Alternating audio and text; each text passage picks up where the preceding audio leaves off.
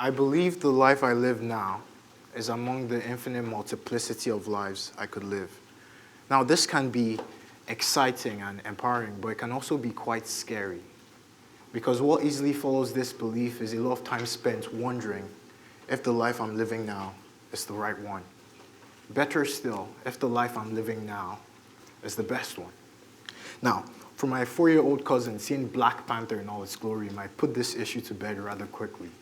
Leave Nigeria, go to Wakanda, become the Black Panther. Best life, easy, right? But for the rest of us, choosing the right life, the best life, isn't as easy as that, is it? We have tons, an array of decisions we have to make every moment of every day, each one shaping our life accordingly. With infinite possibilities as to what we could do, isn't attaining the right life, the best life, anything but straightforward? Well, if the right life was very well an absolute, like the perfect life, then sure. But is it? Is it really all about absolutes? Does not making the best decision, the best choice at every step of the way, really lead to a second-class life?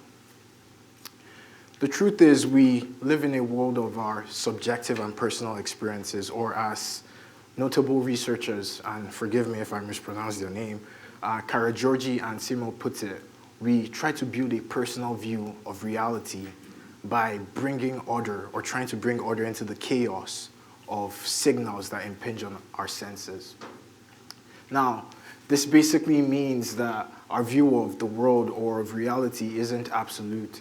How can it be? There are so many lives we don't see, thoughts we don't hear, perspectives we think we understand, but really don't. As what we understand is a function of personal filters like content, context, experience, goals, beliefs, interests.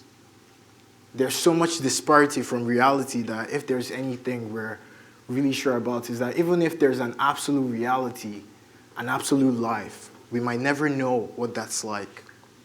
So, why base an answer to the question of living the right life on absolutes, the best grades, the best job, the best place, the best life?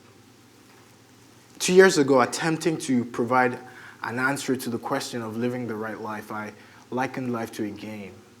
Then when asked how you know if you won or lost, I said you only know in the end. And for some reason, I pictured a funeral with a scoreboard indicating the number of people whose lives were made better because of me. Essentially, the amount of joy, good, and beauty I had brought into the world in comparison to the amount of joy, good, and beauty I had taken away from it. Now, while this point of view was for the longest time the very basis of my actions, it won't be the viewpoint I'll be introducing today. Today, I'd like to introduce a viewpoint I find more complete, and that is, what if living, true living, is less like what a lot of us do now? Less like, I'll just let life happen, or living for goals, and it's more like building Legos. So, we're going to have some fun now. I'm guessing you have your Lego blocks either in your bags or out. If they're still in your bags, you can bring them out. So yeah, so time is of the essence. 10, okay. So you should have about 10 Legos. So just bring them all out and you can try making the most creative thing you can. So go ahead, start making the most creative thing you can once you have your Legos out.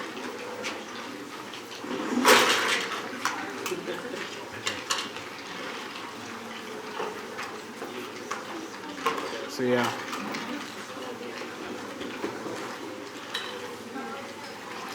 So most creative thing you can. For those of you not used to playing with Legos, it's all about using like different colors or sizes or shapes of Lego blocks to build intricate designs. So today I'm not going to tell you what colors to use or ballpark what your creation should look like. I'm just going to ask that you be as creative as you can. It's not a test in any way. You know, like there's no right or wrong, no limitations to what you can build. So just go ahead and make something creative.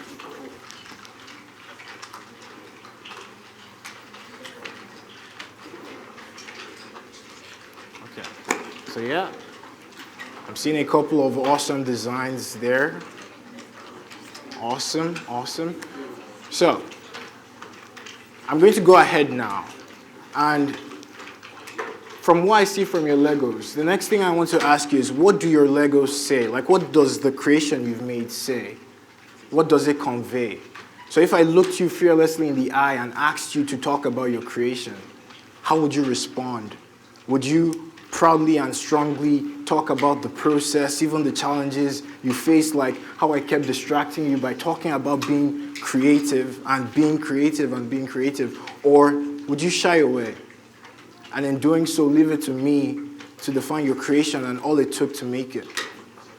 So I'm looking right here at the elegant-looking lady who made, what I would say is, do you mind raising that up a bit? Awesome. I'm not reading minds here. It's not a magic trick. We're just trying to describe what she made. So if I looked at that, I would say that's a truck, right? That's a colorful truck with some kind of steam horn at the top. But, and you can put it down now. Thanks. But you need to know that I didn't make it. That's my description, but I wouldn't be as passionate about describing it as she most likely would be. You know, like, I don't know if it's still in progress or if it's finished, and most times I wouldn't know if it's what she wants it to be.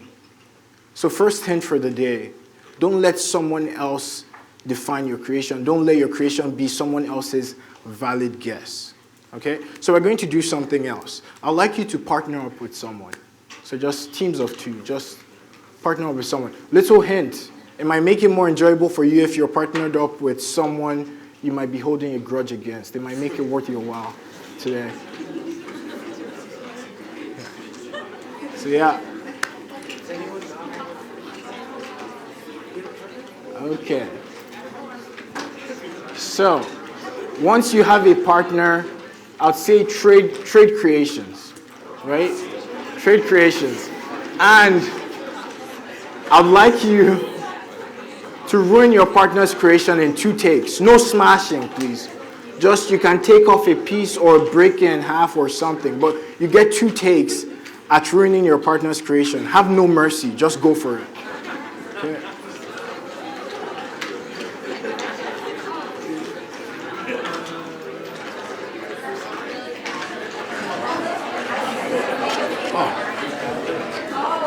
So yeah, so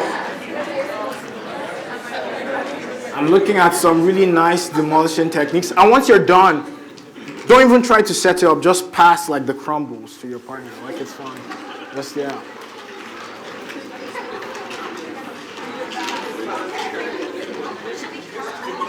So if you were looking around while this was taking place, you'd have noticed a couple of different reactions. There are some people that were so sad. I really felt for them when their creation was taken apart. There are some people that were angry. They were almost jumping, you know? So yeah, and it's normal, like it happens, right? But for seasoned Lego builders, it's nothing new. You know, like they're used to people knocking down or stepping on their creations. It just simply presents an opportunity to recreate. You understand? So if, you know, like you have a creation, something wrong happens, for seasoned Lego builders, you just build it again. This time, you might even build it a bit better, okay? So think about it this way. A lot of you have probably heard the saying, too legit to quit, right? Yeah. So if your creation is not legit, and I saw a lot of them, they are, right? Why quit? So I'm just going to tell you to take the time, make new problems, new opportunities. So anything you have right now, you can keep building, try to fix it. You know, like make the problem you just faced an opportunity. Try to create a better thing than you did from the rubbles you have right now. So yeah.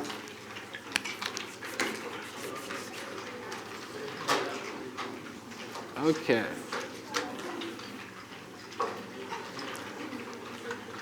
So now we're going to go into and at any point when I'm talking until I say like stop, you can keep building. Like it's fun, right? Just build anything you want. It's not every day you get to play with Legos. So we're going to go into the final activity, the final thing we're going to do today in terms of like messing with Legos.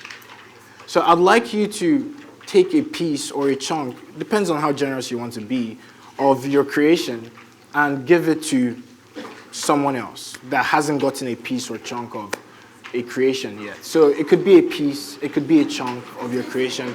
Just give it to someone else. And when you get,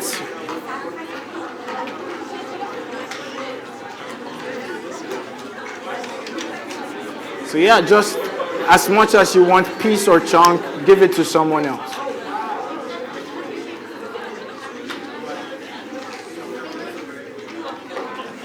Now, when you get a piece or chunk of someone else's creation, incorporate it to your Lego creation, whatever is left of it. So yeah. Okay. So, again, you might have received the same creation you gave away. It's very unlikely, but you might have received the same piece of your creation you gave away. You might have received a totally different piece that totally redefined your Lego creation. But whatever the case was, something happened. A piece or chunk of your creation directly impacted someone else's creation. So I want you to think about that.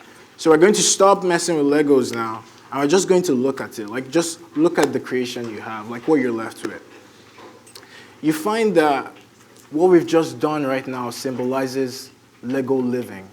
And that right there represents your Lego life, right? Paying no attention to any perceived criticism or limitations, you channeled your creativity and came up with a life.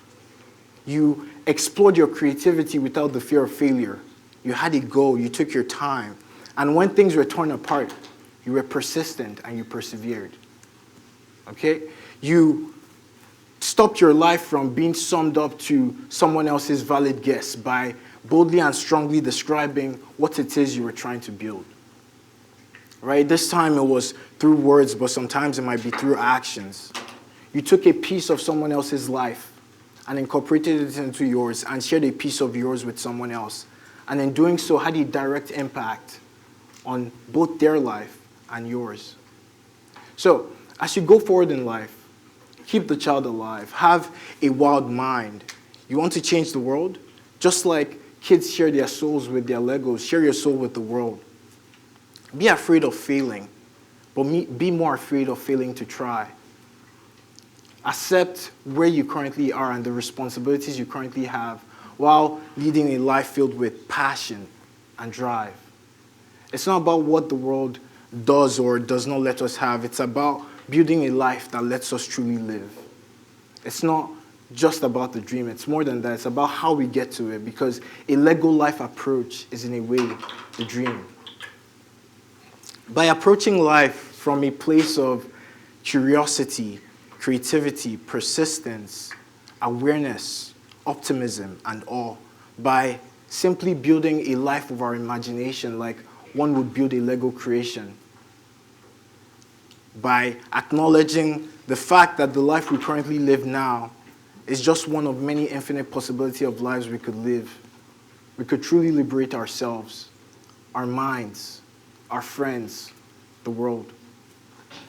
So, true living is Lego living. The right life is a Lego life. Thank you.